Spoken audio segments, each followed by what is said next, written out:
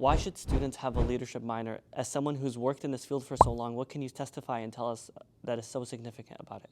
Well, our philosophy is that every major and every career is made better by knowing how to lead people. It also happens to be the vision statement of the university, is that when graduates leave here, they'll be able to lead and serve in their communities. So we feel that, the leadership minor or any leadership class really augments the learning that already happens. These are all skills you need in every career. So we're happy to offer that here and happy that the students seem to have responded so strongly. A degree in leadership studies is much more diverse than people think. It opens the door to many careers. So in your case, what made you want to come back to an educational setting and teach it? Well, I have a passion for leadership and a passion for transformative experiences, right? Our mission statement is all about helping students transform, right? That excites me.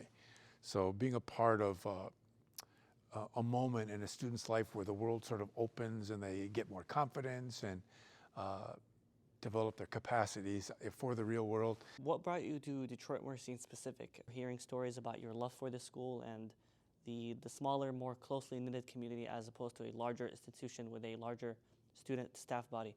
Can you say something about that? Well, I think it's an interesting story because I taught high school for 19 years as a teacher and coach and retreat leader in high school. Then I taught at the University of Michigan for 6 years in their MAC program. My first year or two here, I saw all the things that Detroit Mercy did not have. Once I sort of invested in this place, I just found out all the things that we are and all the things that we have and the deeper meaning and soul this place has. This is a rare, unique institution grounded in some core values that really grateful for what I found here, though I wasn't so sure at first. So that's a warning to students who think, where's the huge stadium and where's fraternity and sorority row? It's amazing what we do and how we put our money where our mouth is and our mission is. About your retreats, what are they and what do you really do in them for students who don't know about those retreats? I used to do high school retreats. And then in my other life, I did a lot of leadership retreats around the country, right? I just think learning often can happen differently and in some ways better outside the classroom, right? And I think the audience who's been on Kairos retreats knows what it's like to get away for a weekend. So I continue to do retreats here. Some are on campus, some are off with smaller groups and some of the athletic teams. And it's just another way to reach people in a more intimate setting. And besides leadership, you've also worked in athletics, be it coaching or otherwise. Do you see any overlap between studying leadership and succeeding in sports?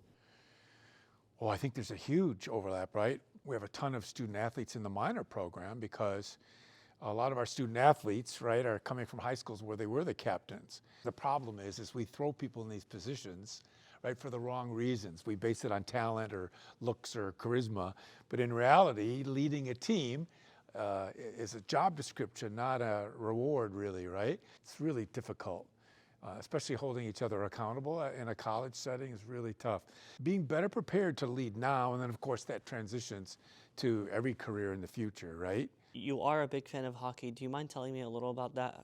Growing up as a kid, I grew up in Trenton, and in Trenton, if you can walk, you play hockey, right? And of course, grew up rooting for the Red Wings. And then in my consulting career, just by chance, I was embedded into a college hockey program. And so the deep connection to hockey really comes out of that experience of 8 years with Miami University hockey and watching them soar.